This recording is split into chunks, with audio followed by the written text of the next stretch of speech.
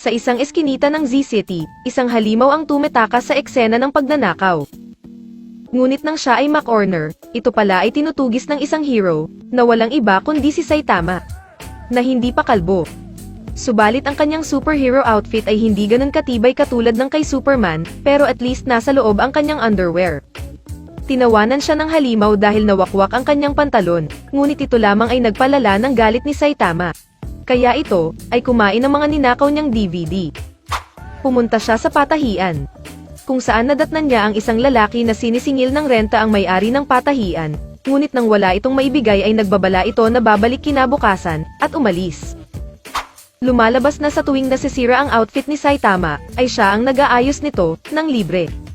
Since walang trabaho si Saitama, alam din ng matanda na nagsisimula pa lang si Saitama na maging isang ganap na hero, kaya bilang suporta, ay nagdisenyo siya ng isang superhero outfit para sa kanya. Hindi niya nagustuhan. Isa daw itong masterpiece. Ngunit ayaw niya talaga. Sinabi din ng matanda na isa daw itong dream come true para sa kanya. Dahil ayaw niyang masaktan ang matanda, ay nakaisip siya ng kanyang palusot. Sinabi ni Saitama na hindi pa siya ang hero na nais niyang maging, kaya hindi pa siya komportable magsuot ng ganitong kalupit na superhero outfit. Nauto naman ang matanda. Napayas naman si Saitama. Samantala, ang lalaki kanina ay kausap ang kanyang boss tungkol sa bagong tindahan na mapupunta sa kanya, since ang mananahi ay hindi na makakabayad ng upa. Sinabi nito na hindi siya interesado sa pera, dahil siya ay may mas malalim na hangarin. Hangarin na nagtutulak sa kanya na wasakin ang lahat. Samantala, napagtanto ni Saitama ang sinabi ng matanda ay talagang totoo, na ang Z-City ay pinamumugaran na ng mga samot-saring halimaw at kriminal. Kung saan halos lahat ng tao ay lumikas sa mas ligtas na lugar, na nagresulta sa pagsasara ng lahat ng mga establishmento. Habang nanonood ng TV at nagkakamot ng puwet, biglang may kumatok sa pintuan. Bumungad sa kanya ang landlord ng apartment at naniningil ito ng upa. Kung saan 3 buwan na pala siyang hindi nakakabayad ng upa, at iminungkahi na humanap ng paraan upang kumita sa kanyang pagiging isang hero, kung hindi, siya ay matutulog sa lansangan.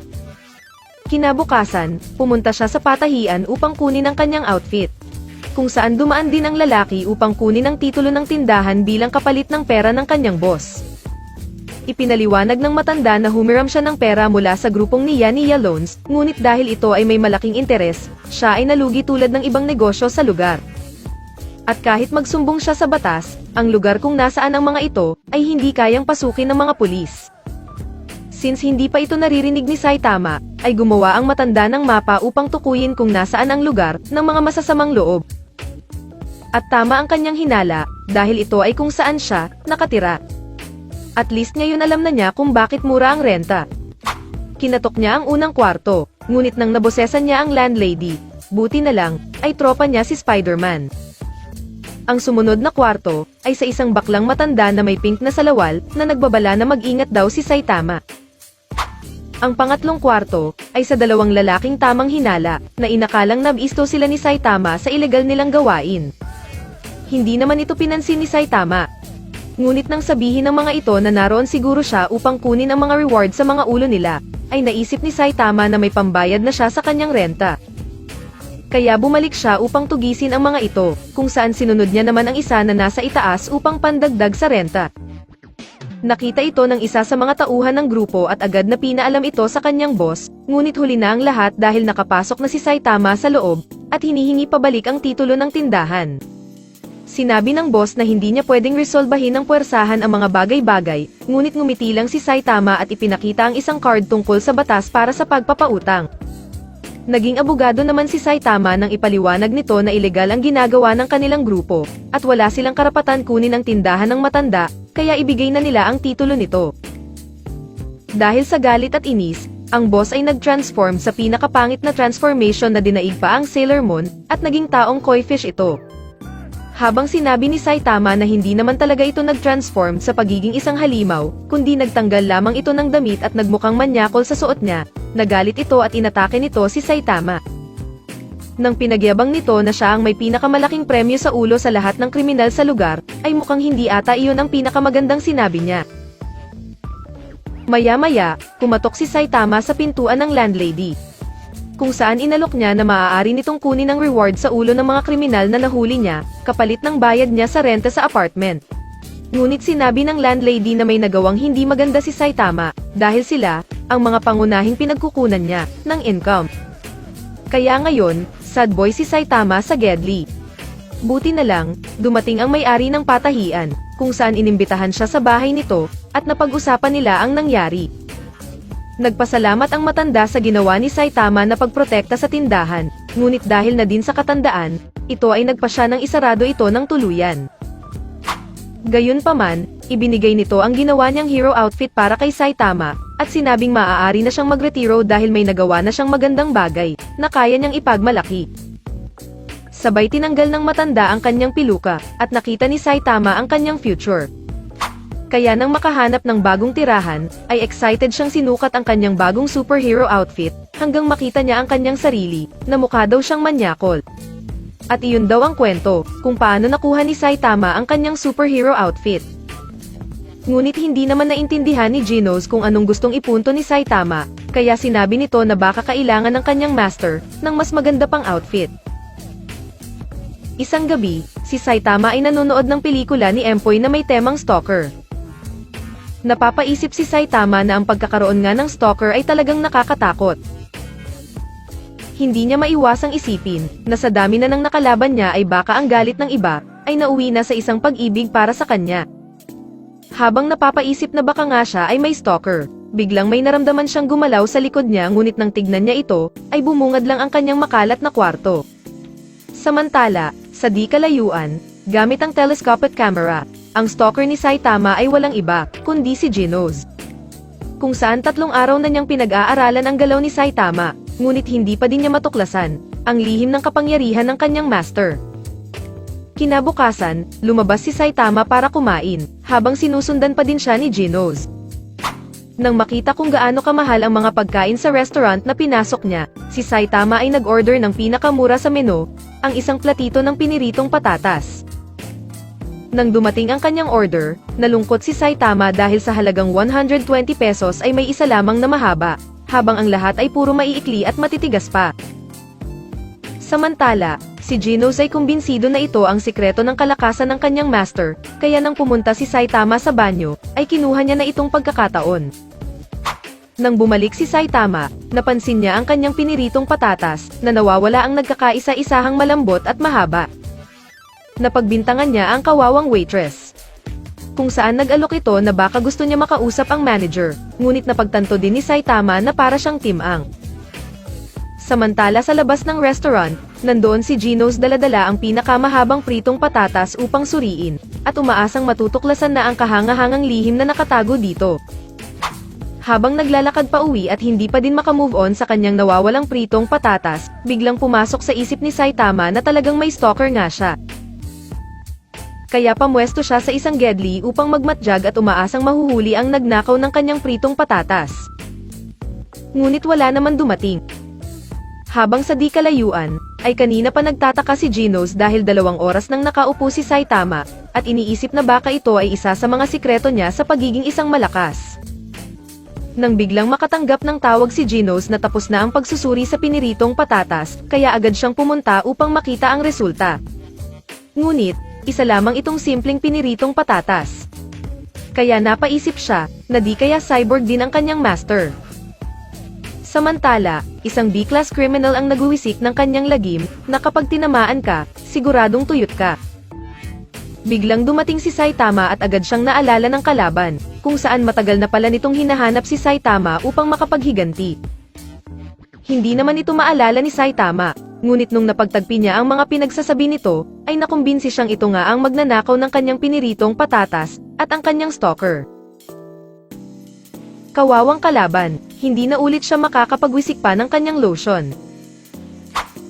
Habang nagdadrama si Saitama pa uwi, naisip niya na wala man lang nakakakita ng effort niya bilang isang hero.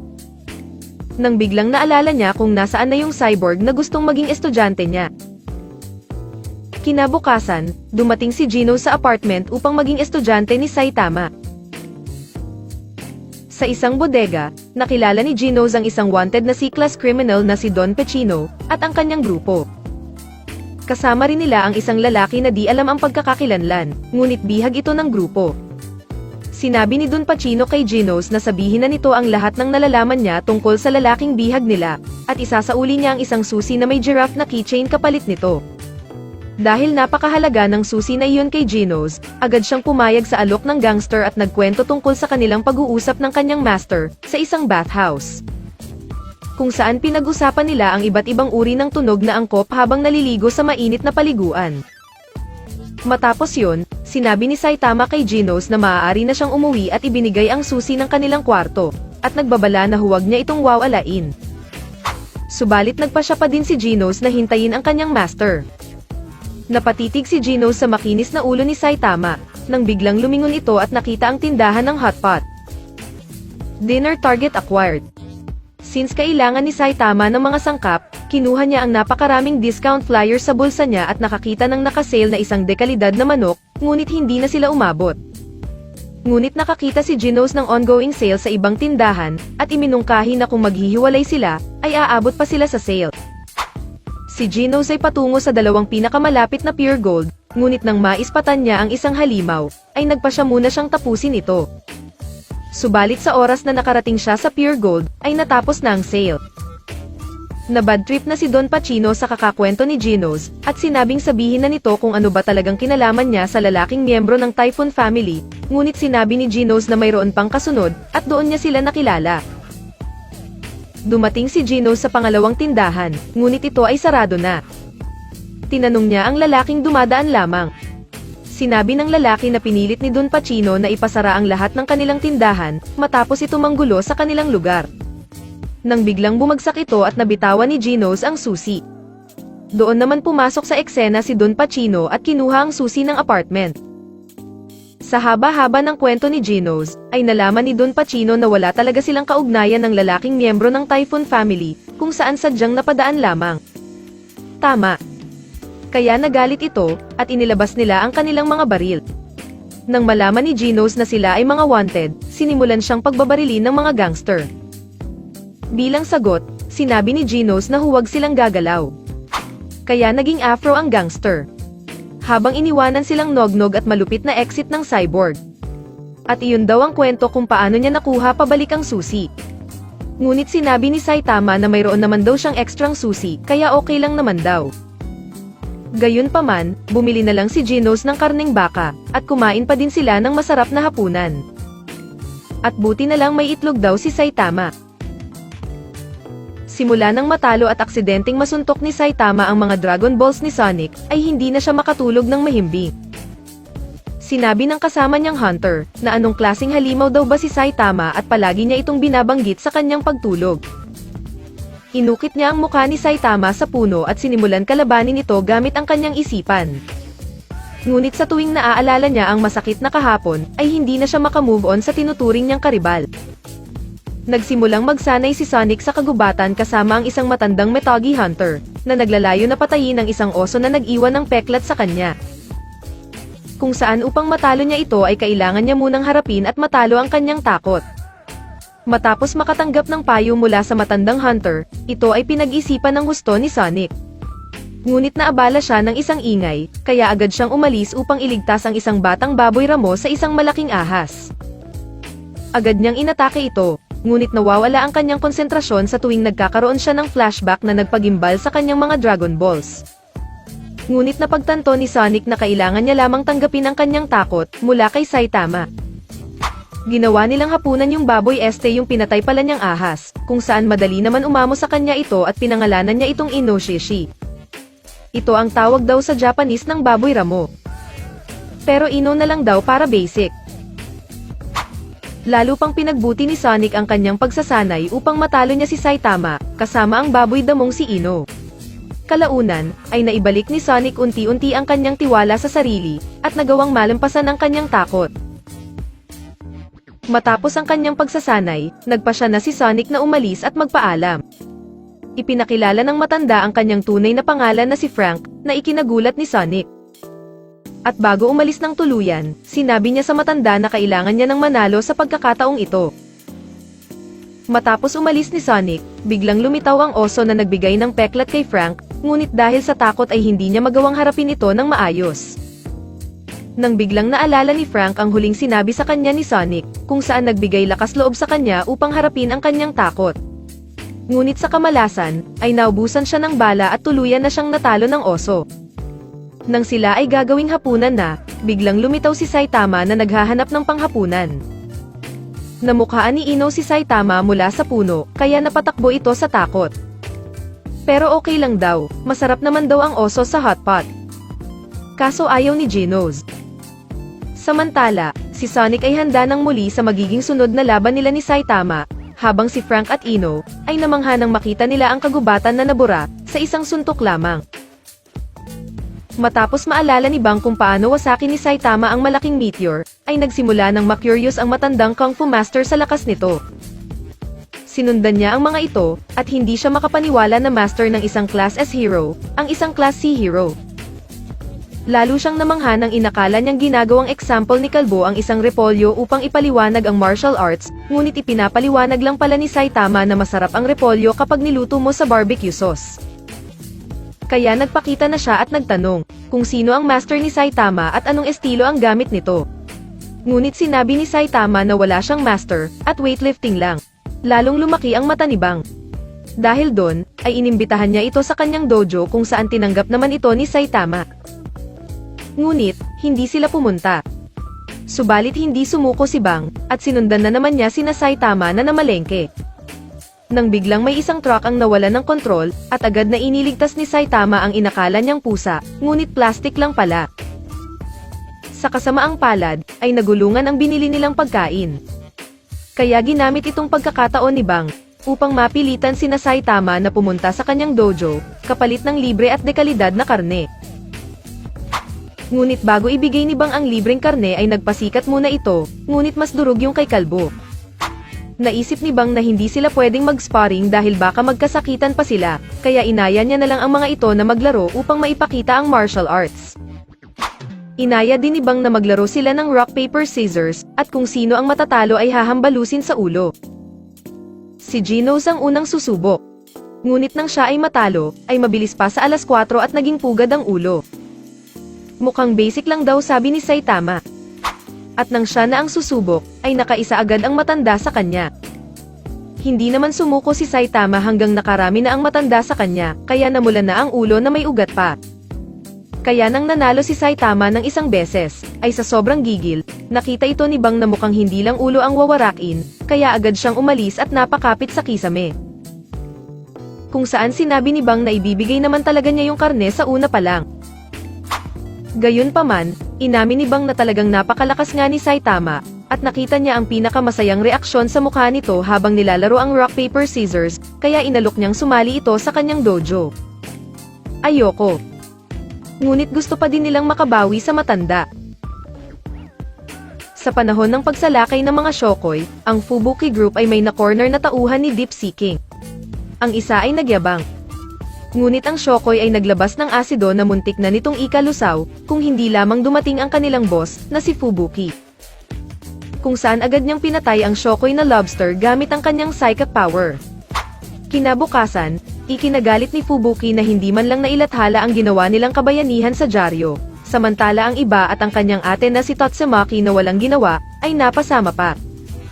Ito ay big deal para kay Fubuki. Dahil ang malampasan ang kanyang ate, ay ang kanyang pangunahing layunin. Kaya sumakay siya ng tren upang mag-emote. Doon ay nakasabay niya si Genos na namalengke. Habang nasa biyahe, ay kanina pa ito tinitignan ni Genos kung ano daw bang ginagawa nito. Baka daw may allergy. Nang biglang gumalaw ang mga kahon at nagulat ang chick. At sinabing huwag daw mag-alala. Dahil alimango lang ito para sa kanyang sensei. Nang biglang makatanggap siya ng tawag mula sa Hero Association na ang kanilang sinasakyang tren ay may nakatanim na isang bomba, at ito ay inaasahang sasabog, kapag nakarating na ang tren sa istasyon nito. Kaya agad na humingi ng tulong si Genos mula kay Fubuki, na ilabas ang mga naguguluhang mga pasahero mula sa tren, habang ang isang Class C hero na nagpresintang tumulong, ay inutusan ni Fubuki na hanapin ang bomba. Samantala, sinubukan naman ni Genos pigilan ang mabilis na takbo ng tren, kung saan ginamit na ng cyborg ang buong lakas nito. Nang mailabas na ni Fubuki ang huling pasahero, ay nahanap naman ng babaeng hero ang bomba sa CR. Habang pinag-iisipan ang kanyang gagawin, inilabas niya muna ang babaeng Class C hero para sa kaligtasan nito. Nang makaisip na ng paraan ang nakakabatang Esper hero, ay bigla siyang nahatak palabas ng tren, habang ang cyborg ay tumilapo naman pataas sa ere. Gamit ang psychic power ng Class S hero na si Tatsumaki, dinala niya ang tren sa himpapawid at doon pinasabog ang bomba habang walang nasaktan. Matapos yun, ay kinamusta siya ng kanyang ate, ngunit sinungitan niya lang ito. Subalit mas masungit pala yung isa, tapos lumipad sa sinag ng araw. Habang naglalakad sa riles ng tren, ay sinalubong siya ng babaeng Class C hero, na nagngangalang Swim. Kung saan nagpahayag ito ng pasasalamat sa ginawa ni Fubuki, at hiniling na sumali sa kanyang grupo, kapag ito ay umabot na sa B-class rank. Kung saan tinanggap naman agad siya ni Fubuki dahil sa kanyang dedikasyon bilang isang hero. Samantala, humihiling pa ng dagdag upgrade si Genos mula kay Dr. Cosino, at nais niya ng psychic power. Ngunit tinanggihan ito ng doktor dahil out of specialty daw. Kung meron lang daw sana siyang psychic power, ay hindi sana sumabog ang mga alimango. Habang si Saitama ay kanina pa nagtataka kung nasaan na si Genos. Matapos ang hindi matagumpay na pagsalakay ng Dark Matter Gang, ang mga hero na sumali sa laban ay inanyayahan ng Hero Association sa isang resort. Ngunit nagkaroon ng kaganapan nang matagpuan si Zombie Man na patay sa sahig. At para kay Child Emperor, na isa sa mga Class S hero ang salarin. Bago mangyari ang sakuna, ang mga hero ay nag-e-enjoy sa mainit na paliguan. Ngunit si Metal Bat ay hindi nasisiyahan dahil bakit daw ang mga hero na hindi naman nakiisa sa laban ay imbitado din. Ipinaliwanag ni Bang, na ang mga ito ay may mga kinaharap din na ibang kaso ng mga halimaw, kung saan nakatanggap din sila ng iba't ibang gantimpala. Kaya binara ni Flashy Flash ang nanggagalaiti na si Metal Bat. Buti may kalbong nakatakip. Kinagabihan, tinipon ni Sitch ang lahat ng mga hero para sa isang pagdiriwang ng tagumpay, laban sa nangyaring pagsalakay. Nang makainom na sila, ay nagpalakihan na ng mga muscles ang mga bakla. Este siya lang pala. Habang kanina lang ay nakita pa ni Child Emperor si Zombie Man na malakas pa. Nang biglang may sumigaw at doon na nila nakita si Zombie Man na wala ng buhay. Kinalap ni Child Emperor ang lahat ng ebidensya. Inamin ni Atomic Samurai na pagmamay-ari niya nga ang katana na ginamit sa krimen, ngunit sinabi niya na iniwan niya ito sa isang pasilyo at itinanggi ang akusasyon, dahil kainuman niya si Bang nang mangyari ang insidente. Kung saan pinagtibay ito ni Tank Top Master dahil kasama niya daw ito sa inuman. Itinuro naman ni Darkshine si Puri Puri na masama ang tingin kay Zombie Man, ngunit sinabi niya na ang hot daw kasi nito at bakit naman daw niya ito papatayin kung trip niya ito. Habang itinuro naman ito si Saitama dahil narinig nito na kung susuntukin ba niya si Zombie Man ay mamamatay ito. Kung saan umamin naman si Saitama. Ipinagtanggol naman ni Genos ang kanyang master na kung papatayin ito si Zombie Man ay hindi ito gagamit ng sandata dahil susuntukin niya ito. Nang biglang naisip ni Genos na paano kung gusto lamang isihan ng kanyang master ang pagpatay dito. Ngunit sinabi ni Saitama na hindi siya ang pumatay. Habang tinitignan naman ni Child Emperor ang kinikilos ng ibang mga Class S hero kabilang na si Metal Bat na tahimik ngayon. Pero sinabi nito na hindi lang daw siya morning person. Kaya tinanong nila ang waitress na unang nakakita, ngunit sinabi nito na ni-report lang sa kanila ito, ni King. Isinalaysay naman ni King ang kanyang mga nasaksihan bago at pagtapos ng sakuna, kung saan sinabi nito na siya ay naligo gamit ang sariling bathtub sa kwarto at pagtapos ay natulog na. Nang biglang narinig nila ang King Engine na sinyales daw ito, na ito ay handa ng lumaban at aatake na. Pero sa totoo lang, ito ay kabado na. Nang biglang dumating ang mainit na ulo na si Tatsumaki at sinabing silang lahat daw ay ikukulong niya. Ngunit nagising bigla si Zombie Man. Kung saan nagpatulong ito upang makaupo. Sinabi nito na sobra daw siyang nalasing kagabi, ngunit ang naalala lang daw niya ay yung katana ay lumulutang at bigla siyang tinusok nito. At ito daw ay napapalibutan ng liwanag katulad ng kay Tatsumaki. Ginisa nila ito na parang sa Senado, ngunit lalo lang ito nagalit at hindi daw siya nalasing kagabi. Sinabi ni Bang na okay naman na, dahil nabuhay naman na ulit si Zombie Man. Sabay nag-alisa na ang lahat. Ngunit nang tignan nila ang footage ng CCTV, ay doon nila nakita na ang may sala ay si Tatsumaki, at sobra itong nalasing kagabi. Dahil alam nitong hindi namamatay si Zombie Man, ay pinagtripan niya ito kagabi. Ngunit ang totoo talagang may kasalanan ay si Saitama. Dahil sinabi ni Saitama kay Tatsumaki na hindi dapat umiinom ang mga bata ng alak, kaya mag-o-order na lang daw siya ng palamig para sa kanya. Dahil doon, ay nasaktan ang pride ni Tatsumaki at inubos niya ang isang bote ng sake hanggang malasing. Habang walang kaalam-alam si Saitama, na siya pala ang punot dulo ng lahat. Maraming salamat sa panonood.